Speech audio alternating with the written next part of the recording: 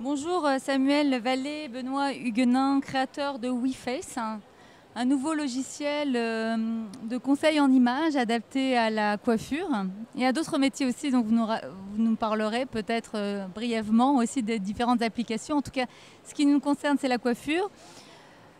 Vous avez créé ce logiciel que vous développez il y a peu de temps. Déjà, est-ce que vous pouvez vous présenter? D'où venez-vous et qui êtes-vous? Alors, donc moi je suis Samuel Vallée, je suis le cofondateur de WeFace. J'ai une formation qui est issue de la psychologie et d'un environnement psychologique puisque dans mon environnement familial, on a beaucoup travaillé avec le docteur Corman qui était à la base l'inventeur de la morphopsychologie. Et puis après j'ai une formation aussi un peu plus développée dans le marketing. Et voilà, c'est comme ça que j'ai commencé chez WeFace. Et vous, Benoît Huguenin, je crois que vous êtes un peu plus dans la coiffure. Donc historiquement, je suis issu du métier de la coiffure et très vite, j'ai été sensibilisé donc à la morphologie des clients et toujours prendre conscience aussi qu'il y a quelqu'un sous les cheveux et c'était un beau challenge un jour aussi de le rendre très accessible à un maximum de coiffeurs. Donc dans mon parcours de coiffeur, j'ai donné aussi beaucoup de formations dans ce domaine-là. Ce qui m'a permis aussi aujourd'hui avec Samuel, où on s'est associé pour créer cette application, pour pouvoir rendre ça facile et agréable pour le coiffeur, quoi. En l'occurrence pour ce métier-là. Alors, cette application, est-ce que vous pouvez nous l'expliquer en 2 phrases à peu près, Samuel? C'est un challenge. Alors oui, en fait c'est un système de reconnaissance faciale. Donc le principe c'est tout simple, on prend une photo d'une cliente, une photo de face, et en moins de 10 secondes on obtient un livret de personnalité qui fait à peu près 45 pages, dans lequel on va parler de coiffure, de conseils en images, de stylisme, make-up, etc. Oui, alors effectivement, je l'ai vécu en direct, je l'ai testé, et donc je suis assez bluffée parce que, selon vous, tout peut se lire sur un visage. Oui, exactement. Tout se lit sur le visage. On arrive à vraiment définir la personnalité et à partir de là aussi, quelque part, le menu du jour qui nous permettra de pouvoir mieux vous conseiller, comme vous avez pu le vivre à travers le dossier qu'on vous a fait partager. Et après, pour être beaucoup plus pointu après dans nos conseils à travers le monde de la coiffure, quoi, comme ça. Voilà, alors concrètement, on va très loin dans l'analyse. On se contente pas, l'application ne se contente pas de vous dire quelle coiffure va vous aller, mais aussi quelle est votre personnalité, l'image que vous donnez aux autres et celle que vous êtes vraiment. Donc c'est assez bluffant. Comment c'est possible? Là, on a fait beaucoup de recherche et développement. On a travaillé avec un réseau de psychologues, de chercheurs, de scientifiques. Et tout le travail a été de mettre en corrélation les traits du visage, comment le visage se constitue, avec derrière ses profils psychologiques. Après, il y a tout un système d'intelligence artificielle. Donc là, c'est un peu technologique, mais qui permet de faire cette relation. Le gros du travail dans ce domaine, en fait, c'est vraiment déjà de créer un référentiel au niveau de la coiffure, au niveau du conseiller en images. Parce que ce qu'on a remarqué, en fait, la naissance de tout ça d'abord, c'est que souvent quand on va voir 10 personnes différentes, 10 professionnels différents, alors ça peut être des coiffeurs, des conseillers en images, on se rend compte qu'on peut avoir effectivement, tout le monde a une vision qui lui est propre. Et pour un client final, ça pose un problème dans le sens où il n'y a aucun référentiel. On se dit finalement, si je vais quelque part, j'ai un conseil, si je vais ailleurs, je vais avoir un autre conseil. Donc ça gomme la subjectivité et donc ça se veut entièrement objectif. Est-ce que ça peut être vraiment complètement objectif? Ça l'est d'une certaine façon, bien sûr, ça reste des humains qui ont conçu l'application, mais dans le process scientifique, déjà dans l'élaboration de cette application, on a essayé de rester le plus impartial possible. On travaille vraiment au niveau cellulaire, au niveau micromorphologique, et on oublie complètement simplement la vision personnelle de soi, l'expérience, les goûts. C'est un facteur qui arrive après en second degré. Mais d'abord, ce qui est important, c'est le référentiel, c'est dire au client voilà ce qui te correspond et ça a été calculé sur ton visage et c'est pas simplement mon opinion personnelle. Oui, donc il y a un logiciel qui calcule très rapidement en fonction des mesures sur le visage, qui fait des calculs très rapides pour donner un résultat. Ce résultat, vous l'éditez c'est sur un outil, une tablette. est-ce que ça garantit, on est garanti aussi de la confidentialité de ces données? Oui, alors on ne conserve aucune donnée qui sont personnelles après l'analyse. Le diagnostic est directement envoyé au client et après nous on ne conserve pas ces données-là comme la photographie, les choses comme ça.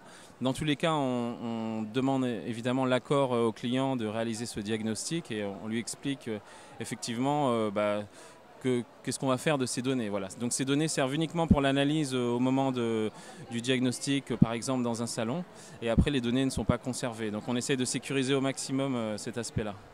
Et les coiffeurs peuvent conserver ces données? Non, en fait les données sont centralisées chez WeFace et ça nous permet de contrôler les accès à ces données et avoir une période un petit peu d'expiration de ces données, c'est-à-dire qu'au-delà d'un certain temps, ces données sont dans tous les cas effacées. D'accord, c'est garanti. C'est garanti. Très bien, ça c'est important parce que c'est vrai que si à partir du moment où vous allez accumuler des données sur les gens, c'est assez impressionnant comme base de données si vous pouvez leur vendre un organisme de sondage. Alors concrètement, moi je suis coiffeur, j'ai cette application, j'ai mon client qui arrive. En combien de temps je lui fais un diagnostic? Alors, le diagnostic prend exactement en temps physique, c'est-à-dire le temps que vous preniez la photo avec la tablette et que vous rentrez les données, il faut à peine 5 minutes. À partir de là, après, c'est vraiment lié au coiffeur ce qu'il veut en faire. C'est-à-dire qu'on peut faire juste ça et aller chercher juste ce qu'on a besoin par rapport aux cheveux, ou faire partager à notre cliente une vraie expérience de diagnostic. Donc ça peut aller de 10, 15, 30 minutes. Et cette partie-là peut être justement pour le coiffeur aussi, peut le facturer en tant que service.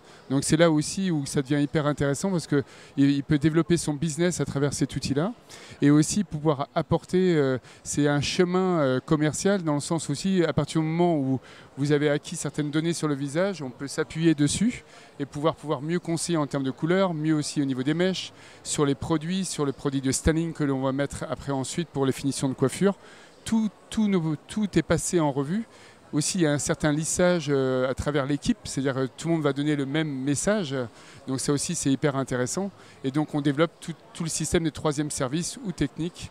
Peut-être que la cliente n'aurait pas fait ce choix-là ou peut-être n'aurait pas franchi ça. Donc, il s'agit juste d'un outil support pour le coiffeur, mais le coiffeur a aussi son mot à dire.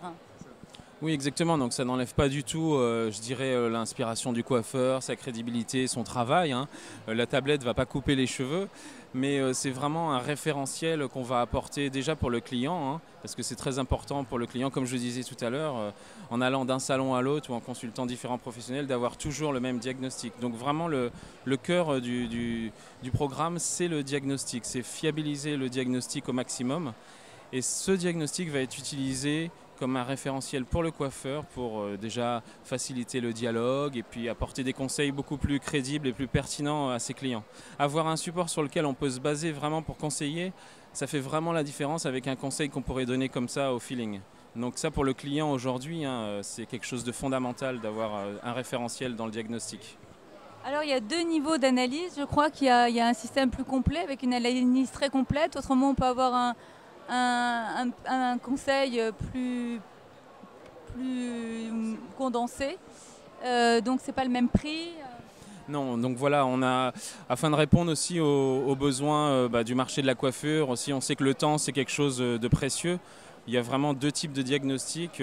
Un diagnostic très rapide qui peut se faire vraiment en quelques minutes et qui permet d'avoir un premier niveau de référence. Alors qu'est-ce qu'on dit concrètement dans ce premier niveau? On va parler par exemple essentiellement de coiffure et de points techniques qui sont liés à la coiffure.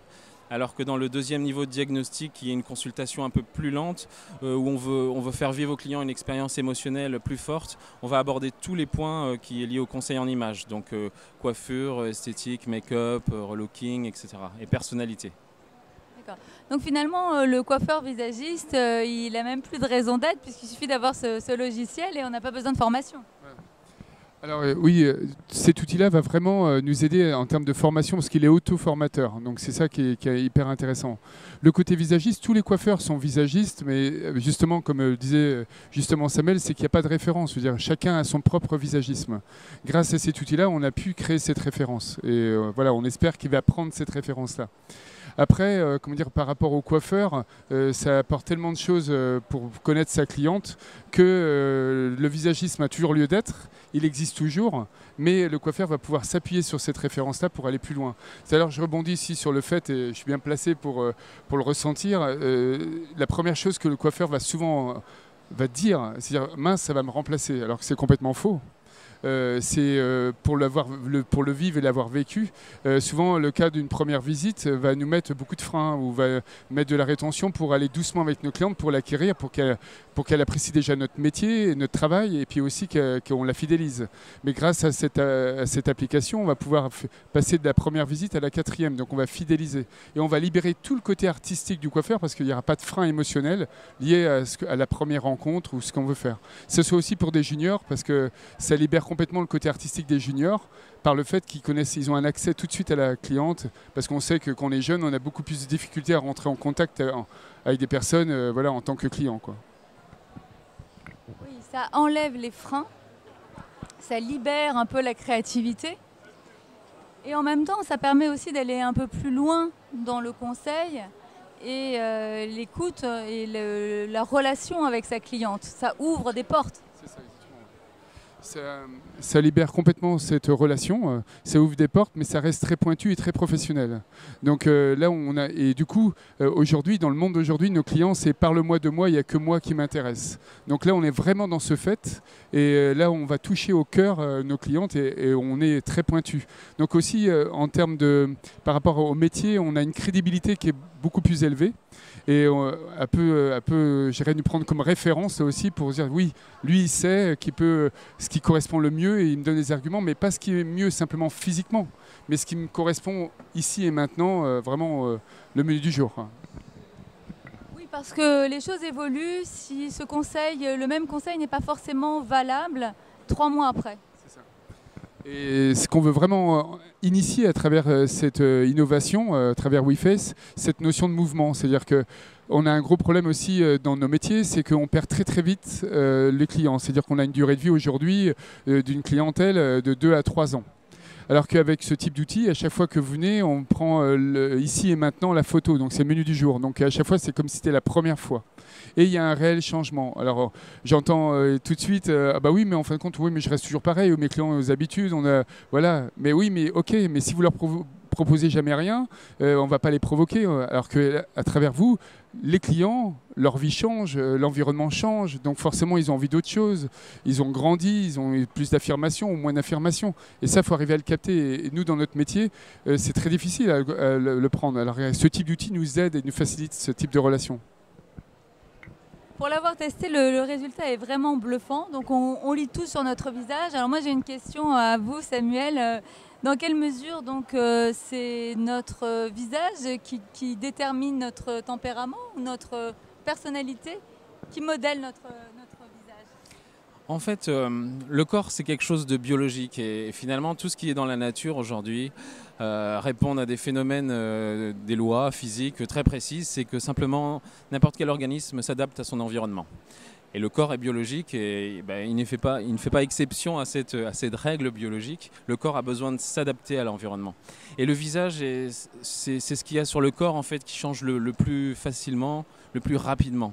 Parce qu'en fait, on pourrait analyser le corps dans sa globalité, mais le visage va être vraiment... C'est pour ça qu'on entend souvent que le visage est le miroir un peu de la personnalité ou le reflet de la personnalité. Donc ça se passe comme ça chez n'importe quel individu. Et c'est pour ça qu'en analysant le visage, aujourd'hui, on arrive à retracer la psychologie, puisque la psychologie va modeler le visage. Donc quand on vit quelque chose, quand on est dans un environnement psychologique précis, et cet environnement en plus on l'intensifie, eh bien le visage va devoir se modeler pour s'adapter à cet environnement. Donc, et ce malgré l'héritage génétique ? Alors bien sûr, il y a un héritage génétique qu'on conserve, qui est la base aussi de la morphologie. Mais au-delà de cet héritage génétique, on arrive aussi à modeler le visage en fonction de l'environnement psychologique. Donc on a des pourcentages comme ça qui sont répartis entre l'acquis génétique et l'acquis psychologique qui va générer aussi une adaptation à l'environnement du visage. D'accord. Donc si je veux me procurer cette application, je fais comment? Je vais sur Internet, j'imagine? Exactement. Donc là, vous vous rendez directement sur notre site internet et après sur l'App Store pour pouvoir télécharger donc l'application. Alors ça coûte, donc sur les 2 niveaux qu'on disait tout à l'heure, le premier niveau qui est offert à la cliente, c'est 19 € par mois.